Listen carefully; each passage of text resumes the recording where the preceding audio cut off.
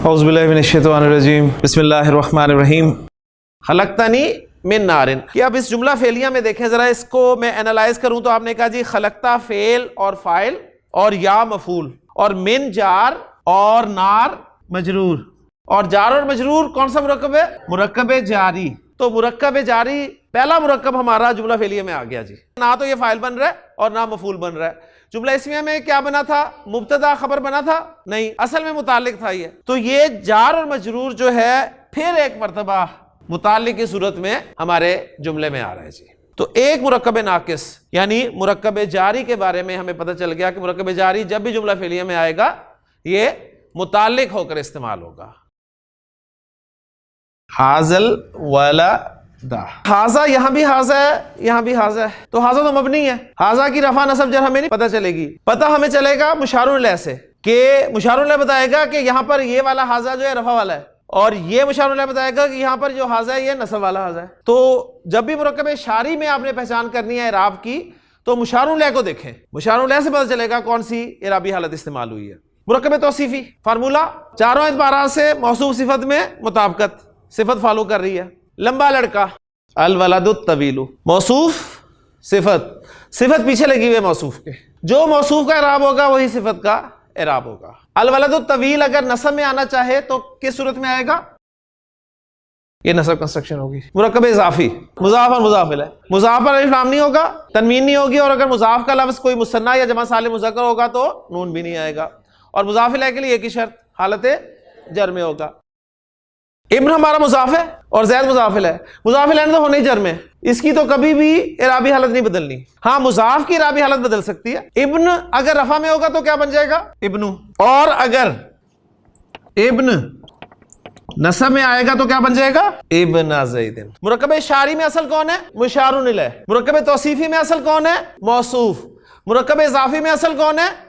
مضاف. تینوں مرکبات ناقصہ کو میں نے دو اعرابی صورتوں میں رکھ دیا. حاضل ولد رفع، حاضل ولد نصب. الولد الطویل رفع، الولد الطویل نصب. ابن زید رفع، ابن زید نصب. نصرنی حاضل ولد، اس لڑکے نے میری مدد کی. نصرنی حاضل ولد، تو دیکھیں حاضل ولد جو رفع میں تھا وہ میں نے ایز اے فاعل استعمال کر دیا. ان سب نے اس لڑکے کی مدد کی. نصرو حاضل ولدا. مرکب توصیفی لمبے لڑکے نے اس کو مارا. ضربہ فعل مفعول ضمیر کی صورت میں تھا تو فعل کے ساتھ اٹیچ ہو گیا، فاعل ظاہر ہے تو آگے چلا گیا. مرکب توصیفی آپ کا ایسے فاعل آ رہا ہے. اب یہ ہو میں نے آپ کو بتایا تھا، اس ہو سے پہلے اگر زبر یا پیش ہو تو اس کو الٹے پیش کا لکھا اور پڑھا جاتا ہے. اور ساتھ یہ بھی بتایا تھا کہ جتنے بھی الٹے اور کھڑے ہوتے ہیں نا، جب ان کو ملا کر پڑھا جاتا ہے تو سب سیدھے ہو جاتے ہیں. تو ہم اس کو اب ایسے نہیں لکھیں بلکہ کہیں گے ضربہ الولد الطویل. تو یہ اب آپ کہیں گے کہ جی آپ نے تو بتایا تھا کہ ہو سے پہلے زبر ہو تو الٹی پیش آتی ہے، تو آپ نے الٹی پیش کیوں نہیں ڈالی؟ تو یہ بھی یہاں پر کلیئر ہو گیا کہ آگے ملاتے وقت وہ الٹے کھڑے سب صحیح ہو جاتے ہیں. مرکب توصیفی ایز اے مفعول ہم نے لمبے لڑکے کی مدد کی. مرکب اضافی زید کے بیٹے نے اس کی مدد کی.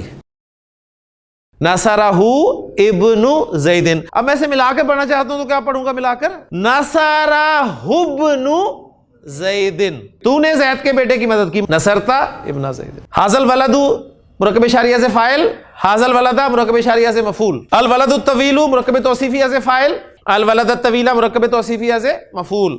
ابن زیدن مرکب اضافی سے فاعل، ابن زیدن مرکب اضافی سے مفعول.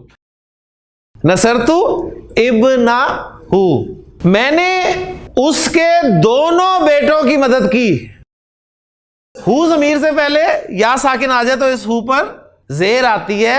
ذالک الکتاب لا ریب فیہ. ایک ایگزامپل آپ نے ہر رول کی یاد کرنی ہے قرآن کی، ایک ایگزامپل قرآن کی تو رول پکا ہو جائے گا انشاءاللہ تعالی. تو نصرتو ابنیہ، میں نے اس کے بیٹوں کی مدد کی. نصرتو بنیہ. سبحانک اللہم و بحمدک، اشہد ان لا الہ الا انت، استغفرک و اتوب الیک.